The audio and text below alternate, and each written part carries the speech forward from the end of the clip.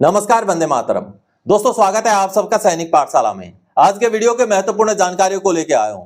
दोस्तों, आपका अगर कम्यूटेशन कट रहा है तो आपको सावधान होना जरूरी है। कहीं आपका कम्यूटेशन ज्यादा तो नहीं कट रहा है, आपको जानना जरूरी है। दोस्तों, आगे मैं आपको लेटर्स दिखा के समझाऊंगा कि किस तरीके से आपको कटा हुआ कम्यूटेशन का पैसा वापस आएगा। जी हां, अगर ज्यादा कटा है तो।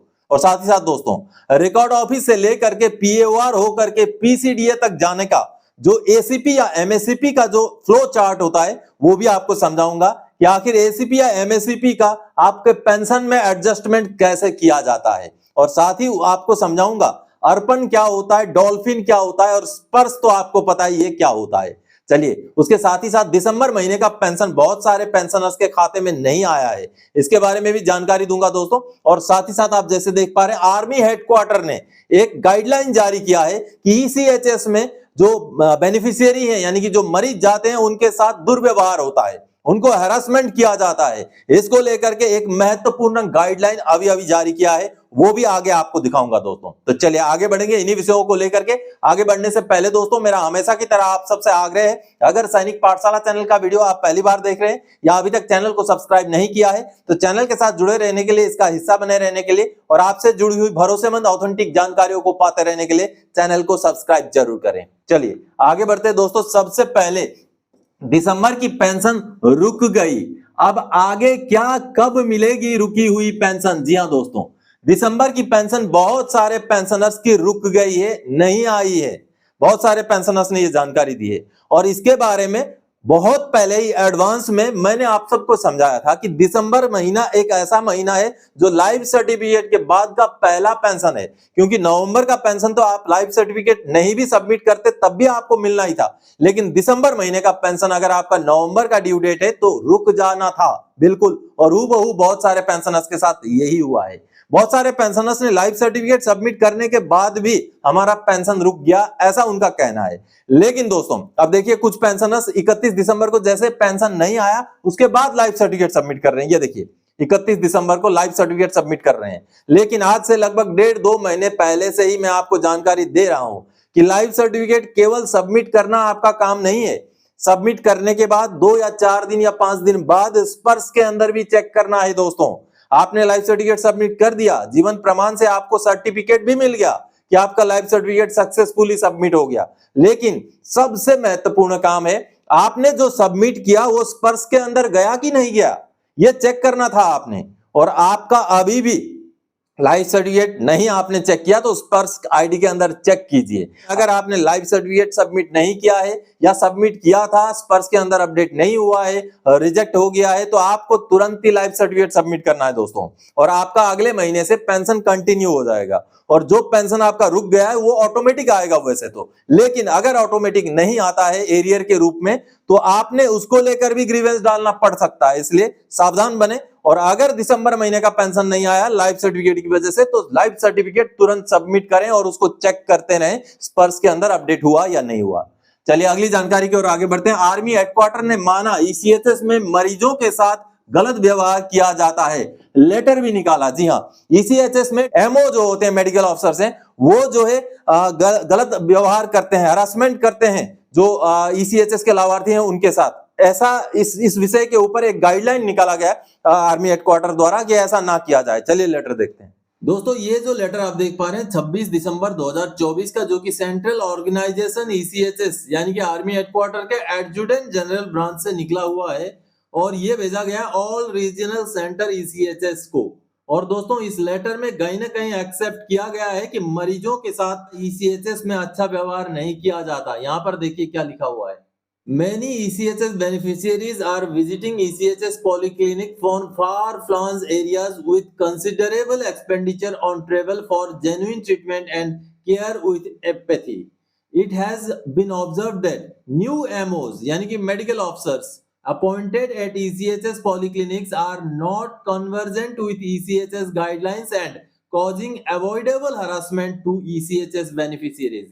साफ साफ कहा गया है कि जो नए एमओज होते हैं, मेडिकल ऑफिसर्स होते हैं, वो ईसीएचएस के जो मरीज हैं, जो उसके लाभार्थी हैं, जब बहुत दूर से बहुत सारा पैसा भी खर्चा करके बहुत ज्यादा ट्रेवल करके पहुंचते हैं ईसीएचएस में ताकि उनको अच्छा ट्रीटमेंट, अच्छा व्यवहार मिल सके, लेकिन उनके साथ वो अच्छा व्यवहार नहीं करते और जिन हैरासमेंट भी करते हैं, जिनको अवॉइड किया जा सकता है, इस तरीके से हैरासमेंट भी किया जाता है। ये साफ साफ इस लेटर में लिखा हुआ है।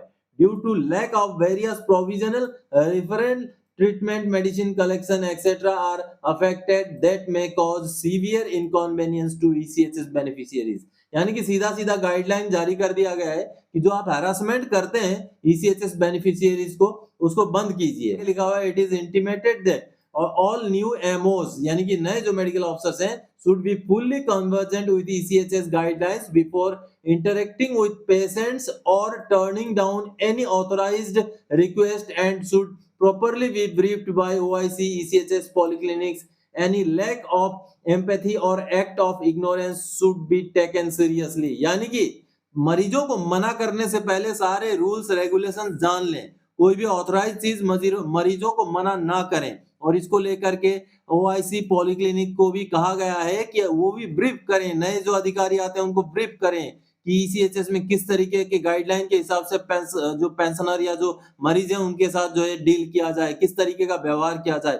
साफ साफ यहाँ पर गाइडलाइन दिया गया है दोस्तों। चलिए अगली जानकारी की ओर आगे बढ़ते दोस्तों।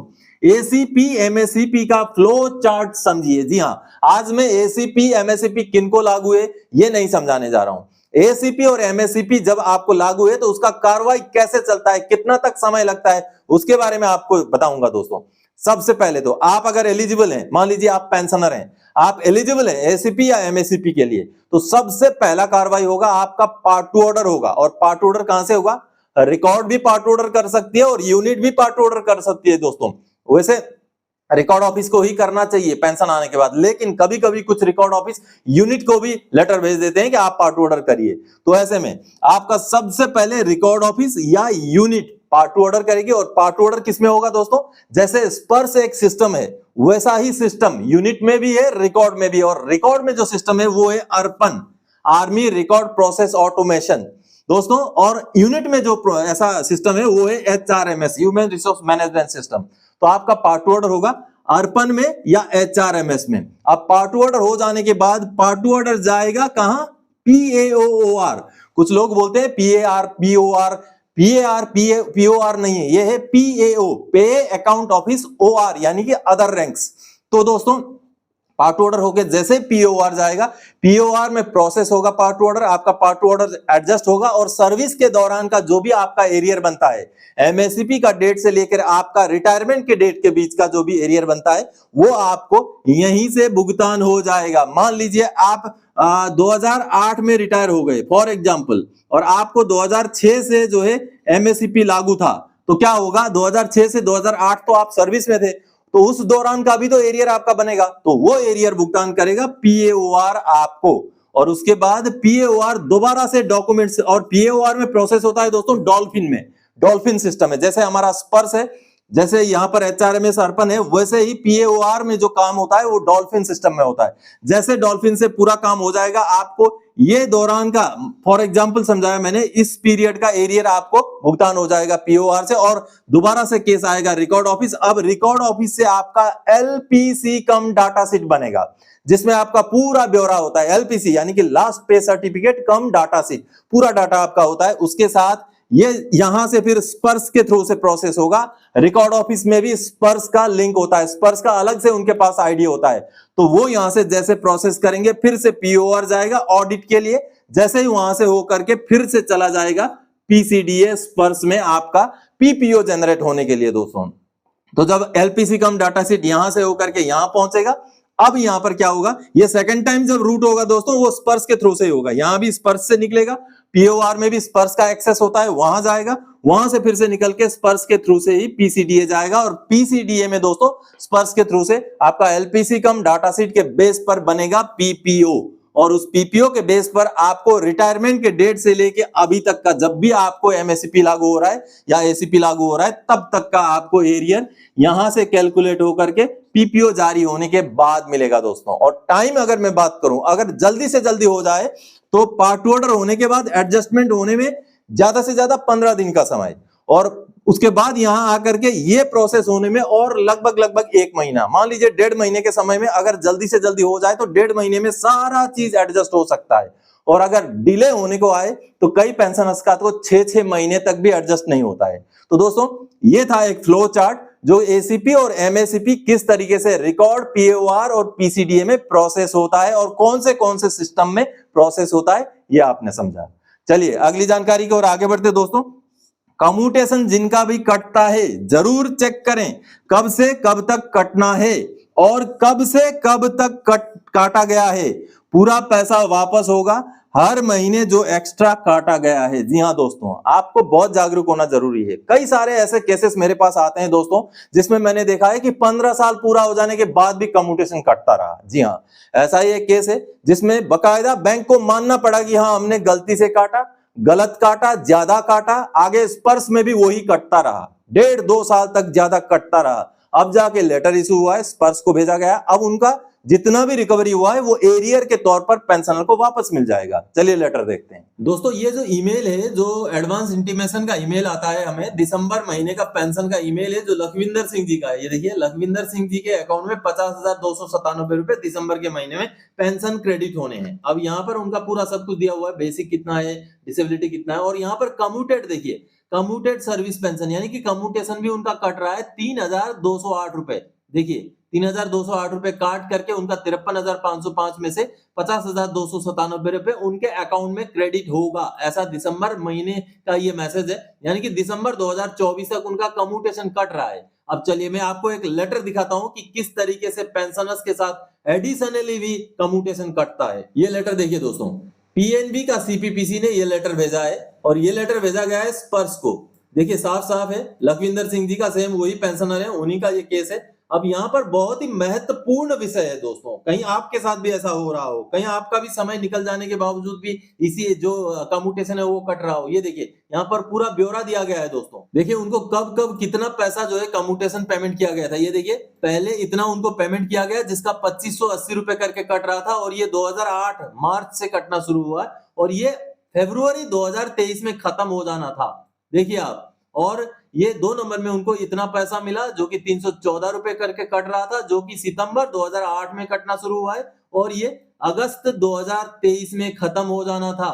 और एक एडिशनली उनको जो है कम्यूटेशन लगा दिया गया जिसमें उनको नील यानी कि पैसा बिल्कुल नहीं दिया गया कम्यूटेशन का, लेकिन 314 रुपए काटना शुरू किया। कब से? जून 2023 से। और ये कैसे हुआ?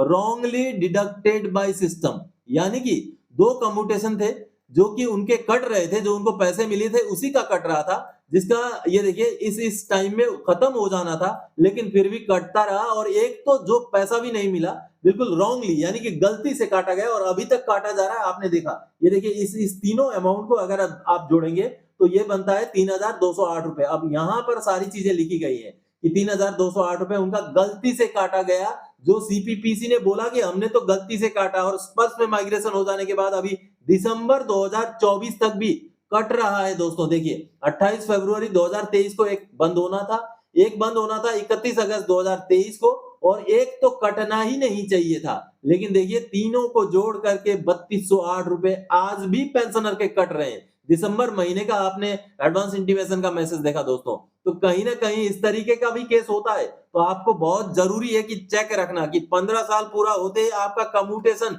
कटना बंद हो गया या नहीं हुआ। आपका भी कम्यूटेशन कट रहा है, चाहे आपका अभी कम्यूटेशन करते हुए 2-4 साल 5 साल ही क्यों ना हुए हो, आप ड्यू डेट जरूर अपना चेक कर लीजिएगा। और 15 साल से ऊपर जिनका हुआ है उनको तो बिल्कुल ही ध्यान से देखना चाहिए, कहीं ज्यादा समय तक तो नहीं कटा है। लेकिन दोस्तों एक चीज और ध्यान रखना है, कम्यूटेशन आपका रिटायरमेंट के डेट के साथ कोई कनेक्शन नहीं है उसका। अगर आपको रिटायरमेंट के डेट में कम्यूटेशन मिला और तब से कटना शुरू हुआ है तब तो ठीक है, नहीं तो आप रिटायरमेंट का डेट से 15 साल मत जोड़िएगा, क्योंकि कम्यूटेशन कभी कभी हमें बाद में भी रिवाइज होकर मिलता है। मान लीजिए कोई 2010 के रिटायरी हैं, उस टाइम में कम्यूटेशन मिला तो वो 2025 तक कटेगा, लेकिन मान लीजिए उनको बाद में रिवाइज होकर 2015 में फिर से कम्यूटेशन मिला तो वो वाला जो पोर्शन है जो 2015 में मिला उसका कटिंग 2030 तक होगा, 15 साल कटेगा, मतलब कहने का मतलब है। तो दोस्तों आज के इस वीडियो में इन्हीं जानकारियों के साथ आया था। आगे और कोई जानकारी था कि आपसे सरोकार रखने वाला विषय लेकर मैं फिर से हाजिर हो जाऊंगा। तब तक के लिए जय हिंद दोस्तों।